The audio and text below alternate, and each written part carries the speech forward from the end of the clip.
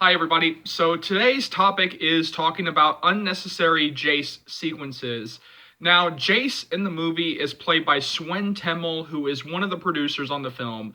And there are a couple of sequences that I want to talk about because every new person who's actually watching the film, it seems like when they hit the runtime, when they hit, like some of the scenes in the movie, it seems like everybody universally can agree on that these Jace sequences had no reason to be in the movie, especially when you look at all the scenes that got cut, or especially like some of the big scenes that got cut. Now, the two scenes that I'm going to be focusing on today is one will be the tattoo shop sequence, and two will be the car sequence between Tessa and Jace. Let's start with the tattoo shop sequence.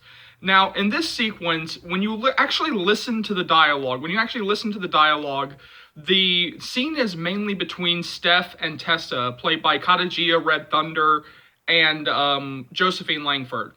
It's mainly like when you actually listen to that dialogue, it's like those two that are mainly talking.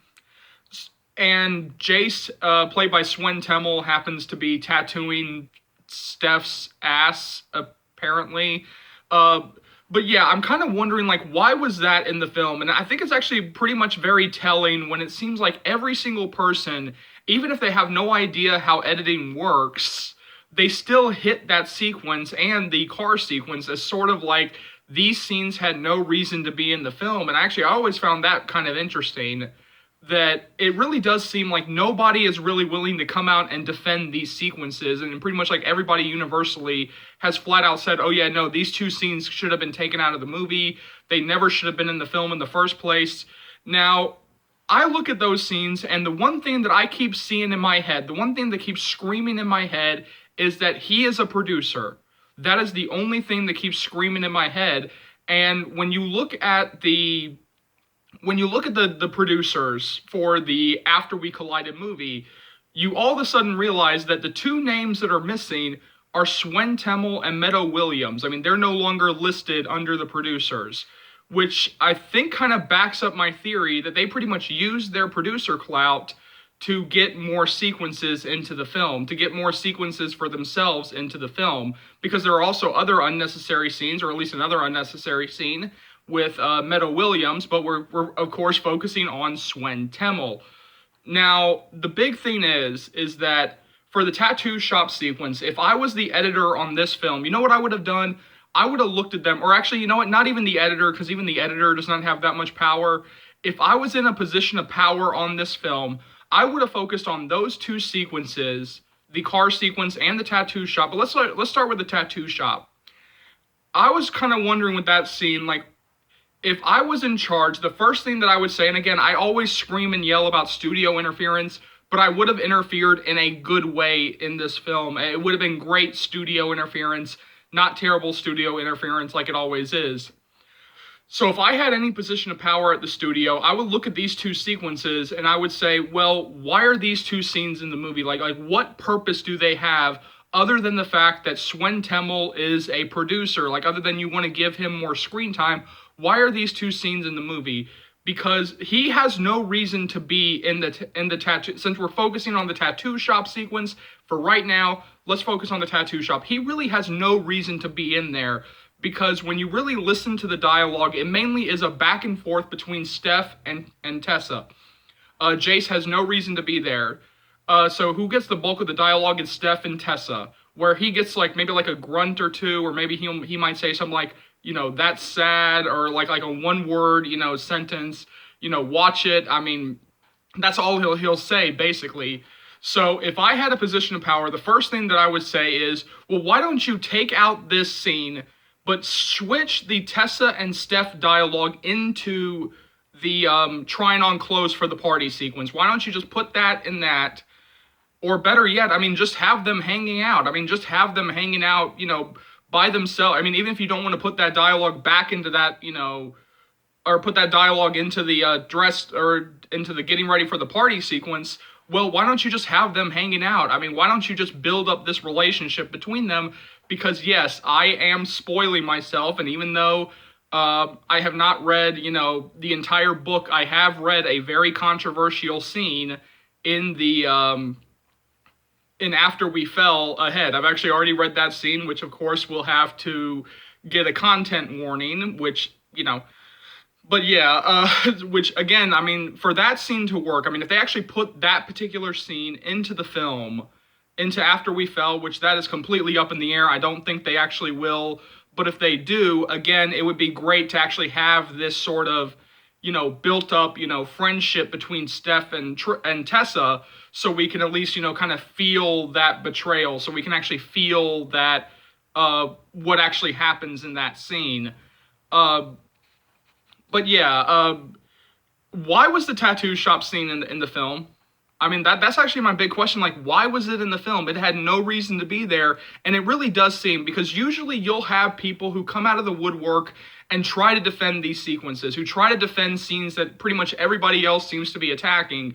But with this thing in particular, it seems like everybody across the board has slammed these two sequences, has said like there's no reason for these two sequences to be in the movie, especially when you take out the wedding prep sequence. When you take out several other sequences and seem to, put these two scenes into the film, then of course that's when, people start to say, well, why are these two scenes in the film? Why is this particular scene in the film? I don't really know why these two scenes are in the film, other than the fact that he is a producer and he just wanted more screen time. But especially when we look at the car sequence, and I do want to give credit here, I think it was Ann Kepler, who during my watch-along commentary live stream that I did a while back, shameless plug, it's on the channel if you want to take a look at that, I think it was Ann Kepler who kind of pointed out, like with the car sequence, why would she get into the car of the guy who tried to assault her? Like, why would she get into the... Now, I'm not shaming anybody, I'm not, attacking victims here. I just thought that was actually a very good point about, like, why would she get in the car with that guy after he tried to assault her at the bonfire. Now, for that car sequence, people have actually gone back, or I don't know who actually did this. Otherwise, I would actually give credit to this person, but somebody actually went back and edited that sequence down to take out like all the dialogue in that sequence and making the scene only about 19 seconds long, which pretty much proves that it had no reason to be in the film.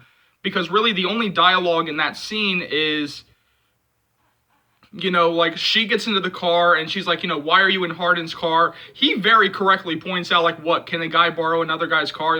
Can a guy borrow a friend's car? And then she says, like, oh, where's Hardin? Oh, he's over at Blind Bob's. There might be like a little bit more of a back and forth of her, begging him to tell her where Hardin is. But, that's basically it. That's the scene. Which, again, had no reason to be in the film. There's no reason why that sequence is in the film other than to give Swen Temmel more of a role in the film, other than to actually give him a role because he is a producer.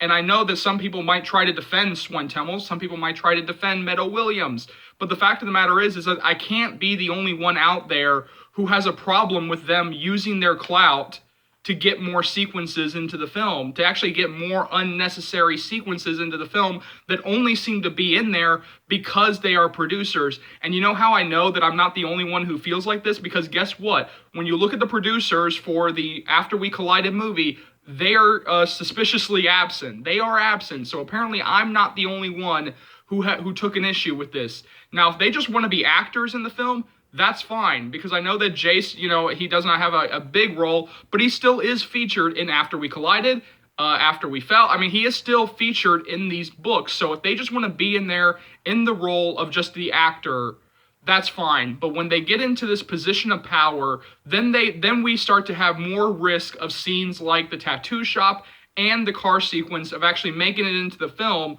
for no other reason other than they're producers and they want more sequences. So like I just said, if they want to be just actors in the film, if they just want to, keep the roles of Jace and Professor Soto, that's fine, as long as they don't have any positions of power to get more scenes into the movie, especially when the movies especially if the movie takes out scenes that the majority of fans want to see, that, that should have been in the movie. I have no reason why the wedding prep scene was taken out. It makes no sense why that wedding prep scene was taken out.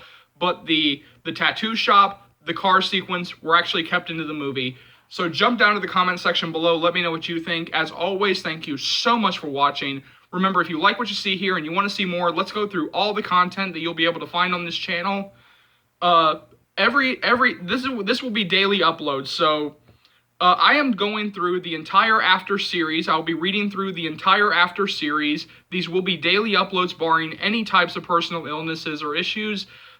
Because a lot of people have been asking me this question, I will be also doing the book before. So keep looking forward to that. Those will be daily uploads barring any types of personal illnesses or issues. Now that we have the official green light of the After We Collided movie, I'll be bringing you guys constant updates on that. So keep looking forward to that. You guys will be so updated that you'll be begging me to stop. You'll be going like, Charles, buddy, pal, mate, please stop. We're updated, please. We love you, but stop. We're updated. Leave us alone. All right, so every other day I will be posting different thoughts on different topics that come up in the After fandom. So if there is a topic out there that you guys would like to see me talk about, either you can leave it down in the comments, or either you can find me on either Twitter or my email. All the relevant information is on the About section of the channel. And again, I just want to say thank you guys so much from the bottom of my heart. I feel so loved and supported by this fandom. This channel would not be able to grow without you guys, so thank you very much for that.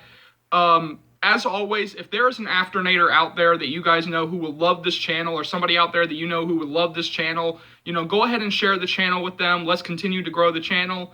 And remember, I'll see you later. Afternators. Love you guys.